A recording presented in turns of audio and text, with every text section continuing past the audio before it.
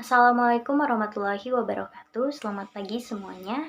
Yang terhormat Bapak Taufan Abiyuna selaku dosen pengampu mata kuliah Pendidikan Pancasila dan rekan-rekan sekalian yang saya banggakan. Pertama-tama marilah kita panjatkan puji dan syukur kehadirat Allah Subhanahu wa taala karena atas berkat rahmat dan hidayahnya kita dapat melaksanakan diskusi pada hari ini dalam keadaan sehat walafiat. Sebelumnya, saya izin memperkenalkan diri. Nama saya Dinda Yudiana dengan NPM 215001015 sebagai moderator sekaligus pemateri. Lalu ada rekan saya yaitu Giva Ramdhani dengan NPM 215001507. Lalu ada Flaifa Hafitri Nurroyani dengan NPM 215001025. Lalu ada Muhammad Gaji Fahri Syarif dengan NPM 215001012. Lalu ada Intan Cahyaningrat dengan NPM 215001028 dan yang terakhir ada Nazar Pratama dengan NPM 215001511. Adapun topik yang akan kami bahas adalah mengenai Pancasila sebagai ideologi negara. Namun sebelum lebih dalam lagi mengenai topik yang akan dibahas, di sini saya akan menjelaskan sedikit mengenai ideologi. Apa sih itu ideologi? Secara umum, ideologi adalah kumpulan gagasan-gagasan, ide-ide, keyakinan-keyakinan yang menyeluruh dan sistematis serta menyangkut berbagai bidang kehidupan manusia. Namun, jika diterapkan untuk negara, maka ideologi ini dapat diartikan sebagai kesatuan gagasan-gagasan dasar yang disusun secara sistematis dan dianggap menyeluruh tentang manusia dan kehidupannya, baik secara individu, sosial, maupun kehidupan bernegara. Lalu apa ideologi negara Indonesia? Ya tentu saja kita sudah tahu bahwa ideologi negara kita yaitu Pancasila. Karena Pancasila ini mengandung nilai-nilai dan norma-norma yang oleh bangsa Indonesia ini diyakini paling benar. Bahwasannya Pancasila ini sebagai pengarah Indonesia untuk mencapai tujuan. Berarti Pancasila dapat menjadi pedoman negara agar dapat mencapai tujuan negara, yaitu melindungi segenap bangsa Indonesia dan seluruh tumpah darah Indonesia, memajukan kesejahteraan umum, mencerdaskan kehidupan bangsa, ikut melaksanakan ketertiban dunia yang berdasarkan kemerdekaan, perdamaian, dan keadilan sosial. Pengertian. Pada dasarnya, ideologi adalah gagasan dan pengertian. Menurut istilah, ideologi berasal dari kata idea yang berarti gagasan, konsep, pengertian dasar, dan cita-cita. Sedangkan logos yang berarti ilmu. Sedangkan ideologi secara etimologis dapat diartikan tentang ide-ide atau ajaran tentang pengertian dasar. Selanjutnya, dalam Kamus Besar Bahasa Indonesia, ideologi didefinisikan sebagai kumpulan konsep bersistem yang dijadikan asas pendapat yang memberikan arah dan tujuan untuk keberlangsungan. Jadi, dapat diartikan ideologi adalah pengetahuan tentang gagasan-gagasan atau pengetahuan tentang ide-ide. Selanjutnya, menurut Noto Nagoro, ideologi dapat ditinjau dari dua pengertian, yaitu dalam arti luas dan arti sempit. Dalam arti luas, ideologi berarti ilmu pengetahuan mengenai cita-cita negara. Sedangkan dalam arti sempit, ideologi merupakan cita-cita negara yang menjadi basis bagi teori dan praktik penyelenggaraan negara. Selanjutnya, pengertian ideologi menurut para tokoh di Indonesia. Pertama, menurut Sastra Prateja, beliau mengartikan ideologi adalah seperangkat gagasan atau pemikiran yang berorientasi pada tindakan dan diorganisir menjadi suatu sistem yang teratur. Kemudian, menurut Surjanto, ideologi adalah hasil refleksi manusia berkat kemampuannya menjaga jarak dengan dunia kehidupannya. Dan menurut Mubyarto, ideologi adalah sejumlah doktrin, kepercayaan, dan simbol-simbol sekelompok masyarakat atau suatu bangsa yang menjadi pegangan dan pedoman kerja atau perjuangan untuk mencapai tujuan masyarakat atau bangsa itu. Jadi beliau mengartikan ideologi itu sebuah doktrin atau doktrin itu bisa diartikan sebagai ajaran. Fungsi ideologi. Di sini ada 6 fungsi. Yang pertama, fungsi sebagai orientasi dasar. Yang kedua, sebagai struktur kognitif. Yang ketiga, sebagai fungsi sebagai norma. Yang keempat, fungsi ideologi sebagai identitas diri. Yang kelima, fungsi sebagai edukasi masyarakat. Dan yang terakhir, fungsi ideologi sebagai kekuatan untuk mencapai tujuan. Yang pertama itu fungsi sebagai struktur kognitif ya. Sebagai struktur kognitif, fungsi ideologi memiliki fungsi yaitu sebagai pengetahuan beserta pandangan yang akan menjadi landasan dalam memahami segala kejadian yang terjadi di sekitarnya. Struktur kognitif ini menjadi pacuan dalam memahami dan menyikapi segala persoalan yang menghadapi sekelompok masyarakat atau bangsa ketika menghadapi masalah tertentu. Yang kedua, fungsi dasar. Fungsi ideologi sebagai orientasi dasar, artinya memiliki arti untuk membuka wawasan yang dapat memberikan makna beserta menunjukkan adanya tujuan di dalam kehidupan masyarakat. Ideologi ini di dalam hal ini memiliki fungsi yaitu guna menentukan arah di dalam menjalankan berbangsa serta bernegara. Selanjutnya, fungsi ideologi sebagai norma. Setiap negara berkewajiban memiliki ideologi yang sangat berpegang teguh kepada norma-norma yang akan menjadi pedoman di dalam kehidupan berbangsa serta bernegara. Maka dari itu, di dalam suatu tindakan selalu ada dalam batasan norma-norma yang akan terkandung di dalam ideologi tersebut. Berpedoman kepada norma-norma, maka seseorang akan dapat terarah serta bertingkah laku. Kemudian, fungsi ideologi sebagai identitas diri. Sebagai warga negara yang tertib dan berperilaku baik, maka sudah menjadi kewajiban untuk membangun jati diri yang akan dapat memperkuat adanya eksistensi ideologi yang akan dianut. Ideologi dapat menentukan identitas suatu bangsa, yakni suatu jati diri yang akan berbeda dengan negara yang lainnya.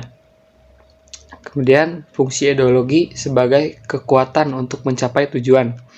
Fungsi ideologi yang selanjutnya adalah fungsi sebagai guna untuk mendorong serta menyemangati seseorang dalam mencapai suatu tujuan, tanpa adanya pandangan hidup yang akan dianggap sebagai pedoman di dalam berbangsa serta bernegara, maka suatu bangsa tidak akan mampu dalam mencapai suatu tujuan serta cita-citanya.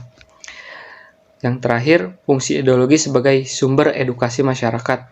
Fungsi ideologi yang terakhir ini adalah sebagai sumber pendidikan bagi masyarakat, guna memahami, menghayati, serta menolak tingkah lakunya, sesuai dengan orientasi serta norma-norma yang terkandung di dalamnya.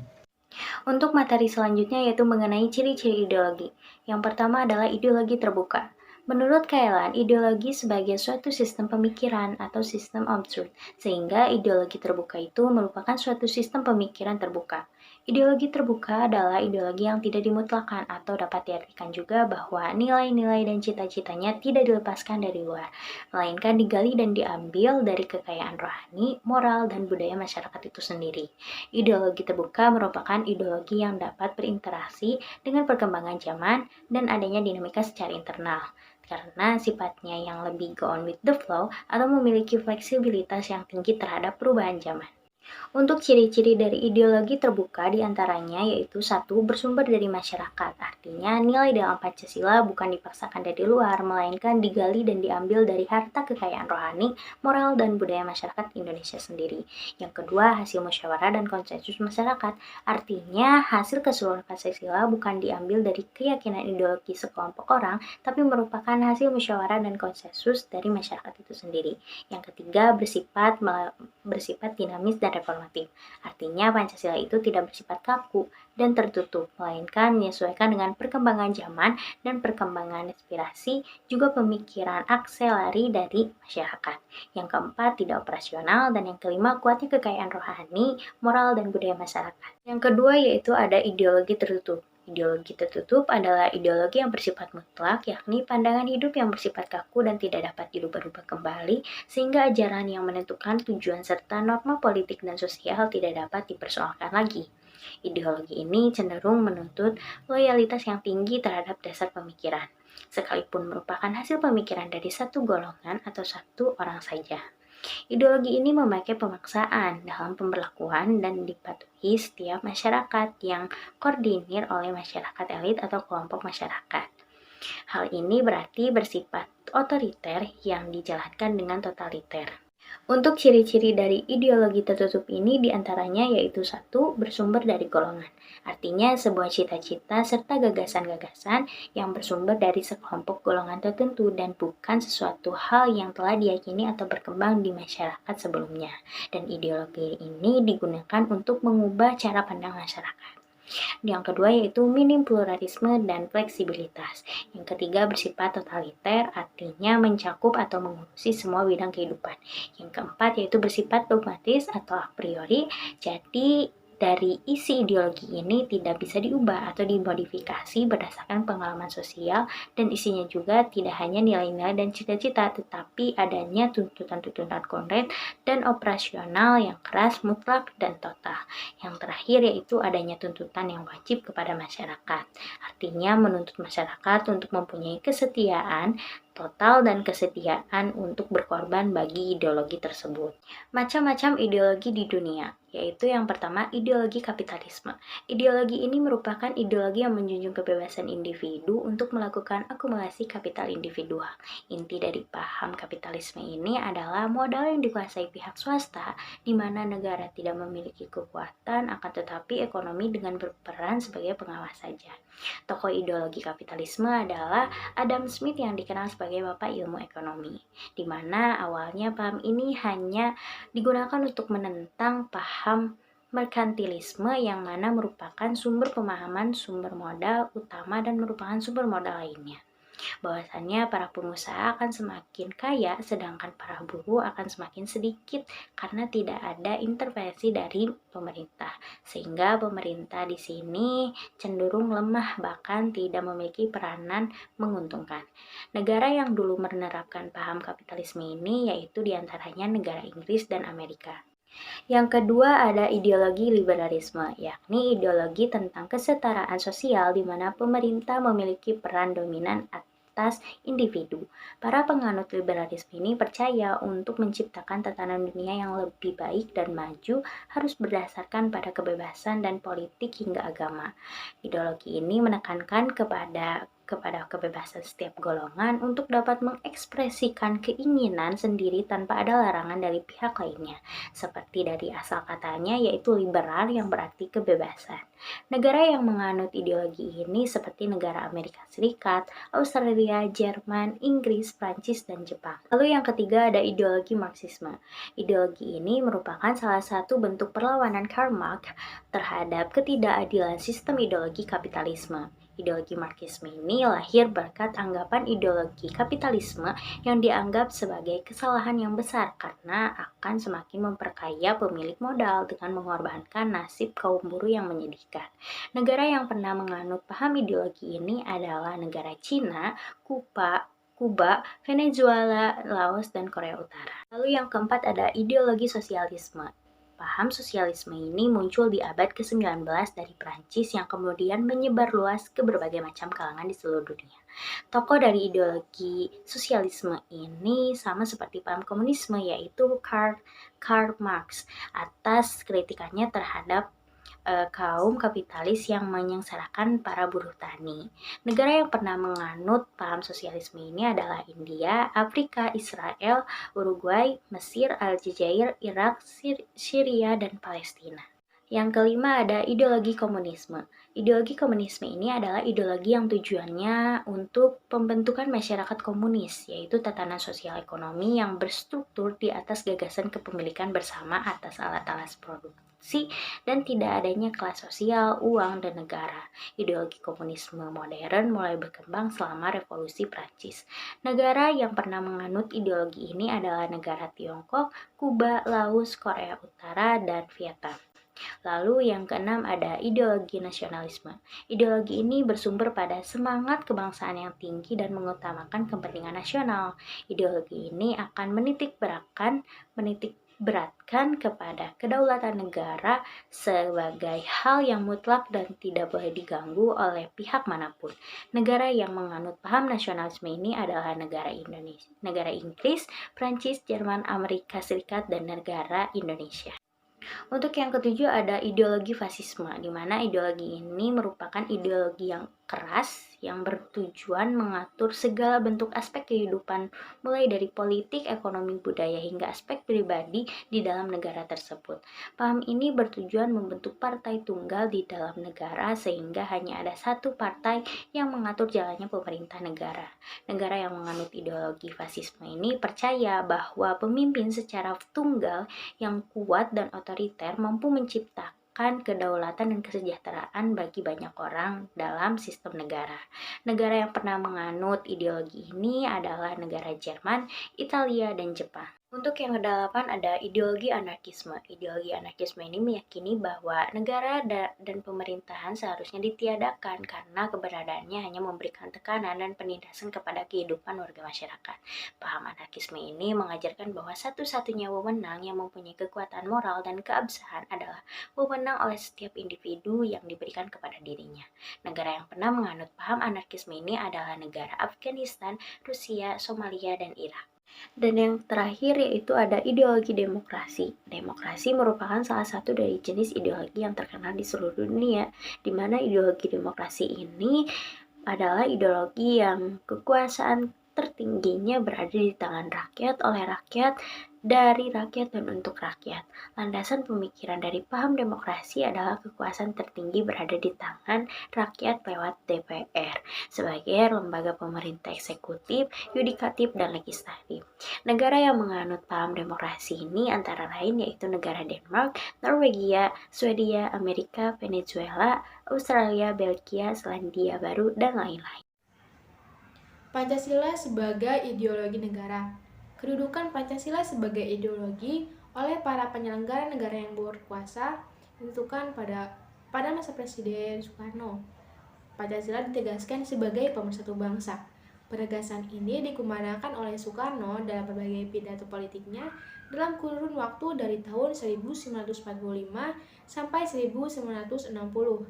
Namun, seiring dengan perjalanan waktu, pada kurun waktu 1960 sampai 1965, Soekarno lebih mementingkan konsep Nasakom, yaitu nasionalisme, agama, dan komunisme sebagai landasan politik bagi bangsa Indonesia. Yang kedua, pada zaman Presiden Soeharto, Pancasila dijadikan sebagai asas tunggal bagi organisasi politik dan organisasi kemasyarakatan. Periode ini diawali dengan keluarnya TAP MPR nomor 2 tahun 1978 tentang pemasyarakatan nilai-nilai Pancasila. TAP MPR ini menjadi landasan bagi dilaksanakannya penataran P4 bagi semua lapisan masyarakat. Akibat dari cara-cara rezim dalam pemasyarakatan Pancasila memberi kesan bahwa tafsir ideologi Pancasila adalah produk rezim Orde Baru atau menurut tafsir ideologi yang berkuasa pada waktu itu. Yang ketiga, pada masa Presiden B.J. Habibie. Presiden Habibie menggantikan Presiden Soeharto yang mundur pada tanggal 21 Mei 1998. Atas desakan berbagai pihak, Habibie menghapus penataran P4. Pada masa sekarang ini, resonansi Pancasila kurang bergema karena pemerintah Habibie lebih disibukkan masalah politik, baik dalam negeri maupun luar negeri.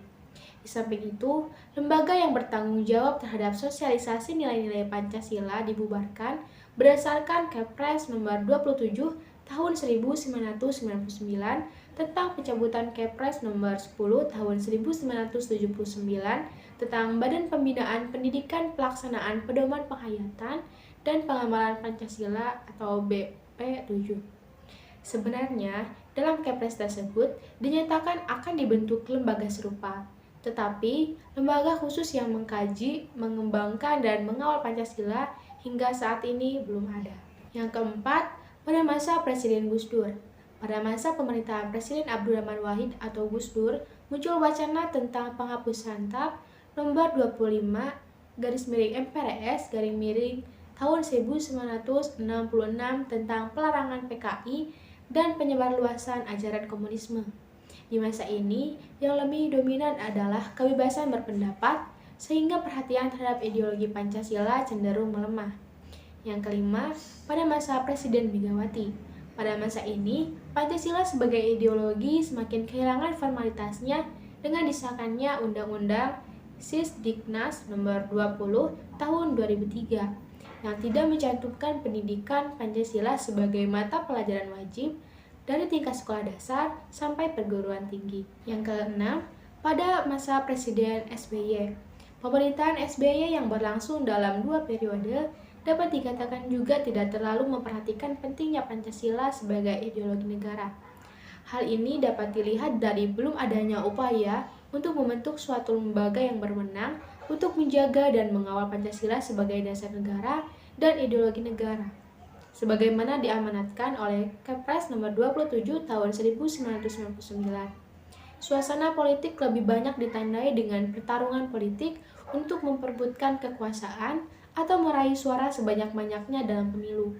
Mendekati akhir masa jabatannya, Presiden SBY menandatangani Undang-Undang Republik Indonesia Nomor 12 Tahun 2012 tentang Pendidikan Tinggi yang mencantumkan mata kuliah Pancasila sebagai mata kuliah wajib pada pasal 35 ayat 3. Yang terakhir, pada masa Presiden Joko Widodo, penetapan 1 Juni sebagai Hari Libur Nasional untuk memperingati lahirnya Pancasila baru diberlakukan di era Joko Widodo dan Yusuf Kala.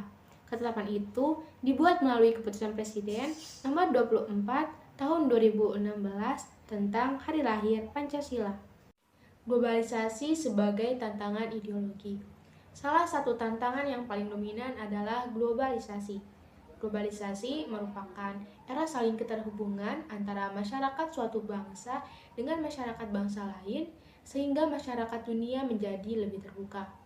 Dengan demikian, kebudayaan global terbentuk dari pertemuan beragam kepentingan yang mendekatkan masyarakat dunia. Bagi bangsa Indonesia, globalisasi juga merupakan sebuah ancaman bagi eksistensi Pancasila sebagai ideologi. Menurut sastra Prateja, hal tersebut dikarenakan ada fase perkembangan globalisasi. Yang pertama, fase embrio, yang berlangsung di Eropa dari abad ke-15 sampai abad ke-18 dengan munculnya komunitas nasional dan runtuhnya sistem transnasional abad tengah. Yang kedua, fase pertumbuhan yang meliputi abad ke-18 dengan ciri pergeseran kepada gagasan negara kesatuan, kristalisasi konsep hubungan internasional, dan standarisasi konsep kewarganegaraan. Yang ketiga, fase take off yang berlangsung dari 1870 sampai pertengahan 1920 yang ditandai dengan diterimanya konsep baru tentang negara kebangsaan, identitas dan kepribadian nasional, mulai masuknya negara-negara non-Eropa ke dalam masyarakat internasional.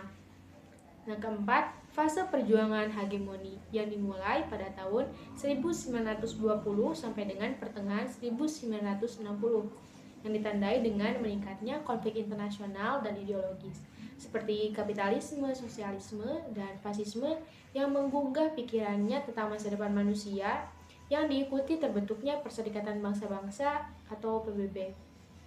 Yang kelima, fase ketidakpastian yang berlangsung dari 1960 sampai 1990 yang ditandai dengan munculnya gagasan dunia ketiga, proliferasi nuklir, konsepsi individu menjadi lebih kompleks, hak-hak kewarganegaraan semakin tegas dirumuskan, berkembangnya media-media global yang semakin canggih. Yang terakhir, fase kebudayaan global. Fase ini ditandai oleh perubahan radikal di Eropa Timur dan Uni Soviet, yaitu runtuhnya dominasi komunisme di beberapa negara, berakhirnya Perang Dingin, dan juga melemahnya konfrontasi ideologi. Corak ideologi negara. Menurut sastra Prateja, corak ideologi negara yaitu yang pertama, seperangkat prinsip dasar politik yang menjadi pegangan kehidupan sosial politik yang diinkorporasikan dengan dokumen resmi negara. Yang kedua, suatu pandangan hidup yang merupakan cara menafsirkan realitas serta mengutamakan nilai tertentu yang mempengaruhi kehidupan sosial, politik, dan juga budaya. Yang ketiga, suatu model atau paradigma tentang perubahan sosial yang tidak dinyatakan sebagai ideologi, misalnya ideologi pembangunan. Yang keempat, berbagai aliran pemikiran yang menonjolkan nilai tertentu yang menjadi pedoman gerakan suatu kelompok. Mengapa ideologi diperlukan? Yang pertama, warga negara memahami dan melaksanakan Pancasila sebagai ideologi negara. Pancasila adalah pilar ideologi negara Indonesia yang terdiri dari dua kata, yaitu panca yang artinya 5 dan sila yang artinya prinsip atau asas. Pancasila merupakan rumusan dan pedoman kehidupan berbangsa dan bernegara bagi seluruh rakyat Indonesia. Sebagai warga negara, kita perlu memahami kedudukan Pancasila sebagai ideologi negara karena ideologi Pancasila menghadapi tantangan dari berbagai ideologi dunia. Unsur-unsur yang mempengaruhi ideologi Pancasila adalah yang pertama, unsur ateisme bertentangan dengan sila ketuhanan. Yang kedua, ada unsur individualisme. Dalam liberalisme tidak sesuai dengan prinsip nilai gotong royong dalam sila keadilan sosial. Yang ketiga, ada kapitalisme yang memberikan kebebasan individu untuk menguasai sistem perekonomian negara. Yang keempat, ada unsur mitos, merupakan ideologi yang selalu memitoskan suatu ajaran dari seseorang atau beberapa orang sebagai kesatuan yang secara fundamental mengajarkan sesuatu hal yang ideal itu pasti dapat dicapai. Mengapa ideologi diperlukan? Yang selanjutnya yaitu penyelenggara negara memahami dan melaksanakan Pancasila sebagai ideologi negara. Yang pertama, menelusuri konsep penyelenggara negara memahami dan melaksanakan Pancasila sebagai ideologi negara. Dalam penyelenggaraan pemerintahan, negara harus selalu berdasarkan nilai-nilai Pancasila yang terdapat dalam pembukaan Undang-Undang Dasar 1945. Lalu, memahami kenapa diperlukan Pancasila sebagai ideologi negara. Ideologi Pancasila haruslah tetap dilestarikan karena ideologi ini merupakan ideologi yang mencerminkan kepribadian bangsa ini. Lalu, masyarakat dapat mudah memahami ideologi negara. Alasan Pancasila sangat dibutuhkan karena kita memiliki banyak sekali suku, budaya, agama, dan juga secara demografis, kondisi wilayah Indonesia sangat besar dan terdiri dari pulau yang dipisahkan oleh laut yang sangat luas. Ini membuat Indonesia sangat cepat berkembang, tetapi juga dapat membuat kehidupan Indonesia menjadi banyak pandangan sehingga dapat menimbulkan perpecahan. Oleh karena itu, norma-norma yang terkandung dalam Pancasila dapat kita gunakan dalam dasar kehidupan bangsa agar tidak mudah timbul perpecahan. Menurut Suseno, harus adanya sebuah kesadaran dari berbagai lapisan masyarakat dalam merasionalisasikan nilai-nilai Pancasila yang secara singkat dapat dideskripsikan sebagai berikut. Yang pertama, kesediaan untuk saling menghargai dalam kekhasan masing-masing. Artinya, adanya kesepakatan untuk bersama-sama membangun negara Indonesia tanpa diskriminasi, sehingga ideologi Pancasila menutup pintu untuk semua ideologi eksklusif yang mau menyeragamkan masyarakat menurut gagasannya sendiri. Yang kedua, aktualisasi 5 sila Pancasila. Artinya, sila-sila dilaksanakan dalam kehidupan bernegara sebagai berikut. Yang pertama, sila ketuhanan yang Maha Esa dirumuskan untuk menjamin tidak adanya diskriminasi atas dasar agama sehingga negara harus menjamin kebebasan beragama. Yang kedua, sila kemanusiaan yang adil dan beradab menjadi operasional dalam jaminan pelaksana hak-hak asasi manusia karena hal itu merupakan tolak ukur keadilan serta solidaritas suatu bangsa. Yang ketiga, sila persatuan Indonesia menegaskan bahwa rasa cinta pada bangsa Indonesia tidak dilakukan dengan menutup diri dan menolak mereka yang di luar Indonesia. Yang keempat, sila kerakyatan yang dipimpin oleh hikmat kebijaksanaan dalam permusyawaratan perwakilan, berarti komitmen terhadap demokrasi yang wajib dilaksanakan. Yang kelima, sila keadilan sosial bagi seluruh rakyat Indonesia, yang berarti pengentasan kemiskinan dan diskriminasi terhadap minoritas dan kelompok-kelompok lainnya. Perbandingan Pancasila dengan berbagai ideologi. Secara umum terdapat dua kutub ideologi besar yang berkembang di Barat, yaitu liberalisme dan komunisme. Keduanya memiliki akar yang sama, yaitu materialisme. Perbedaannya, liberalisme lebih mengutamakan kepentingan individu sehingga menghasilkan sistem ekonomi kapitalis yang kemudian dikritik oleh Karl Marx yang menawarkan gagasan komunisme. Mereka meletakkan materi sebagai segala sumber kebenaran, sehingga perkembangan ilmu pengetahuan pun didasarkan atas kebenaran materi. Hal ini berbeda dengan Pancasila. Walaupun meyakini adanya kebenaran materi dan ilmu pengetahuan, akan tetapi Pancasila juga menjadikan agama sebagai sumber kebenaran yang mutlak. Terdapat bermacam-macam ideologi yang berkembang di dunia, di antaranya yaitu yang pertama liberalisme. Paham liberalisme merupakan paham yang berkembang dari teori rasionalisme, yaitu paham yang meletakkan rasio sebagai sumber kebenaran tertinggi, materialisme yang meletakkan materi sebagai nilai tertinggi, empirisme yang berdasarkan atas kebenaran empiris yang dapat ditangkap oleh indera manusia, serta individualisme yang meletakkan nilai dan kebebasan individu sebagai nilai tertinggi dalam kehidupan masyarakat dan negara. Paham ini meletakkan ideologi dalam perspektif kepentingan individu, yang artinya lebih mengutamakan hak-hak dan kepentingan individu dibanding dengan kepentingan masyarakat umum. Yang kedua yaitu neoliberalisme. Neoliberalisme merupakan wajah baru paham liberal di era globalisasi saat ini.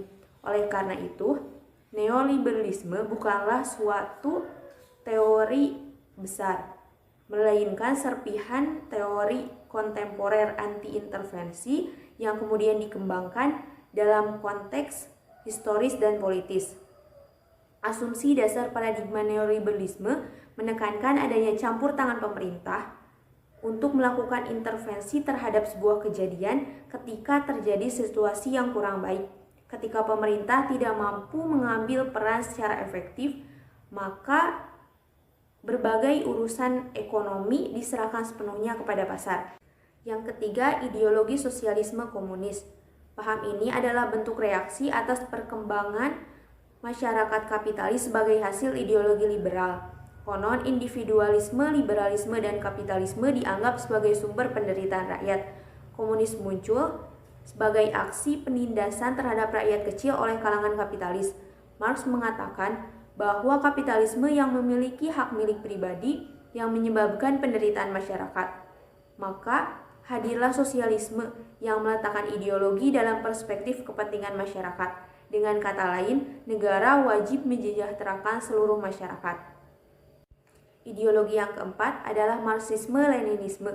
Menurut sastra Prateja, Marxisme-Leninisme merupakan suatu paham yang meletakkan ideologi dalam perspektif evolusi sejarah yang didasarkan pada dua prinsip. Pertama, penentu akhir perubahan sosial adalah perubahan dari cara produksi, dan yang kedua, produk perubahan sosial bersifat dialektis. Ideologi yang kelima adalah Pancasila. Ideologi Pancasila adalah ideologi bangsa dan negara Indonesia yang berkembang melalui proses yang sangat panjang. Oleh karena itu, nilai-nilai Pancasila yang berasal dari karakter, kepribadian, dan pandangan hidup bangsa Indonesia yang telah diyakini kebenarannya, kemudian diangkat oleh bangsa Indonesia menjadi dasar filsafat negara yang kemudian dijadikan ideologi bangsa dan negara Indonesia. Bangsa Indonesia dalam sejarah berdirinya negara memiliki suatu ciri khas, yaitu nilai-nilai yang telah dimilikinya sebelum membentuk negara yang modern. Nilai-nilai tersebut adalah berupa nilai-nilai adat istiadat, kebudayaan, dan nilai religius yang kemudian dikristalisasikan dan dijadikan sebagai suatu sistem nilai yang disebut dengan Pancasila. Maka bangsa ini mendirikan sebuah negara berdasarkan sifat-sifat filsafat Pancasila, yaitu suatu negara persatuan, suatu negara kebangsaan, dan suatu negara yang bersifat integralistik. Adapun hakikat dan pengertian dari sifat-sifat tersebut adalah sebagai berikut. Pertama, paham negara persatuan. Hakikat negara persatuan adalah negara yang merupakan satu kesatuan dari unsur-unsur yang membentuknya, yaitu rakyat yang terdiri atas berbagai etnis, suku bangsa, golongan, budaya, dan agama. Seperti dijelaskan dalam Undang-Undang Dasar 1945, bahwa bangsa Indonesia mendirikan negara Indonesia melalui asas persatuan, yaitu negara yang mampu berdiri di atas berbagai paham individu maupun golongan. Yang kedua, paham negara kebangsaan. Manusia sebagai makhluk Tuhan Yang Maha Esa pada hakikatnya memiliki sifat kodrat, yaitu sebagai makhluk individu dan makhluk sosial. Oleh karena itu, bangsa pada hakikatnya merupakan suatu penjelmaan kodrat manusia tersebut dalam merealisasikan harkat dan martabat kemanusiaannya. Beberapa ahli mendefinisikan teori kebangsaan, diantaranya adalah teori Hans Kohn yang mengatakan bahwa negara atau bangsa terbentuk karena persamaan bahasa, ras, agama, wilayah, negara, dan kewarganegaraan. Dan kemudian ada teori geopolitik yang dikemukakan oleh Friedrich Ratzel yang menyatakan bahwa negara merupakan suatu organisme yang hidup. Maka, agar bangsa tersebut tetap hidup subur dan kuat, diperlukan adanya ruangan untuk hidup. Adapun definisi negara kebangsaan menurut negara kebangsaan Pancasila dapat dibagi menjadi 5 poin. Yang pertama, kesatuan sejarah. Bangsa Indonesia memiliki sejarah yang sama, dimulai dari masa prasejarah, masa kerajaan Sriwijaya, Majapahit, dan seterusnya. Kemudian yang kedua, kesatuan nasib. Bangsa Indonesia memiliki persamaan rasa senasib sepenanggungan karena pernah dijajah kurang lebih selama 3,5 abad oleh Belanda, yang kemudian bersatu padu untuk berusaha kemerdekaan Indonesia. Kemudian yang ketiga adalah kesatuan kebudayaan. Bangsa Indonesia tumbuh dan berkembang di atas akar-akar kebudayaan daerah yang menyusunnya. Yang keempat, kesatuan wilayah. Bangsa Indonesia memiliki satu tumpah darah, yaitu tumpah darah Indonesia. Dan yang kelima, kesatuan asas kerohanian, yang merupakan pandangan hidup bangsa Indonesia sendiri berasal dari nilai-nilai yang berada dalam Pancasila, khususnya dalam sila pertama, yaitu ketuhanan Yang Maha Esa, yang membuktikan bahwa bangsa Indonesia merupakan bangsa yang berketuhanan Yang Maha Esa. Sifat filsafat Pancasila yang ketiga yaitu paham negara integralistik. Mengenai paham negara integralistik ini dapat diidentifikasikan sebagai berikut. Pertama, negara merupakan susunan masyarakat yang integral. Kedua, semua golongan bagian dan anggotanya berhubungan erat satu dengan yang lainnya. Ketiga, semua golongan bagian dan anggotanya merupakan persatuan masyarakat yang organis. Keempat, yang terpenting dalam kehidupan bersama adalah perhimpunan bangsa seluruhnya. Dan yang kelima, negara tidak memihak kepada sesuatu golongan ataupun perseorangan. Sifat filsafat Pancasila yang keempat yaitu negara Pancasila yang berketuhanan Yang Maha Esa. Negara tidak memihak kepada sesuatu golongan ataupun perseorangan. Dari penjelasan-penjelasan tersebut dapat disimpulkan bahwa terdapat perbedaan antara ideologi Pancasila dengan ideologi-ideologi yang berkembang di Barat, terutama liberalisme dan komunisme. Adapun perbedaan antara ideologi Pancasila dengan ideologi lain dalam beberapa aspek, yaitu dalam aspek ketuhanan, ideologi Pancasila merupakan ideologi yang berketuhanan Yang Maha Esa.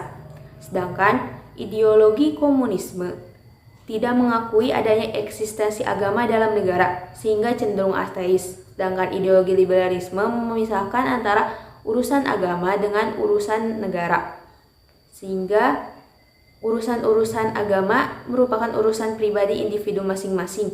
Negara hanya mengurus urusan negara atau yang disebut dengan paham sekularisme. Dalam aspek dasar, negara Indonesia berdasar pada kebersamaan dalam asas kekeluargaan sehingga mementingkan kepentingan masyarakat umum sebagai kepentingan yang utama. Sedangkan dalam ideologi Barat, berdasar pada individualisme dan liberalisme yang mementingkan kepentingan individu sebagai kepentingan yang utama.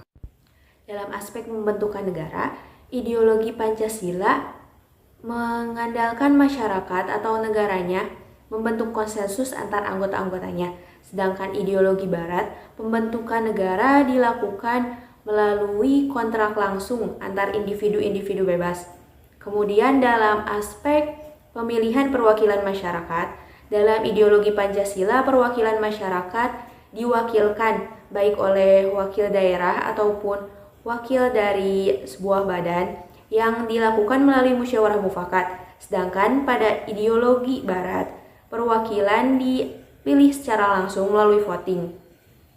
Kemudian dalam aspek ekonomi, ideologi Pancasila menganut ekonomi yang berkedaulatan rakyat yang berkonsep pada demokrasi, sehingga semua pekerjaan dilakukan oleh masyarakat dengan bekerja sama dan bersinergi saling bantu-membantu yang lemah agar mereka juga bisa dapat maju. Kemudian sedangkan pada ideologi liberalisme, neoliberalisme, kapitalisme maupun neokapitalisme yang menganut daulat pasar yang bersaing bebas sehingga yang kuatlah yang akan menang, sedangkan yang lemah akan tersingkirkan.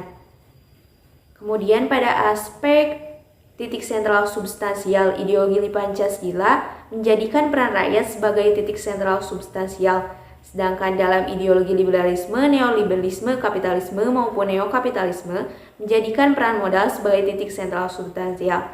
Dan yang aspek yang terakhir yaitu dalam hak milik. Ideologi Pancasila menjadikan hak milik berfungsi sosial. Sedangkan dalam ideologi liberalisme, neoliberalisme, kapitalisme, dan neokapitalisme menjadikan hak milik sebagai bersifat absolut.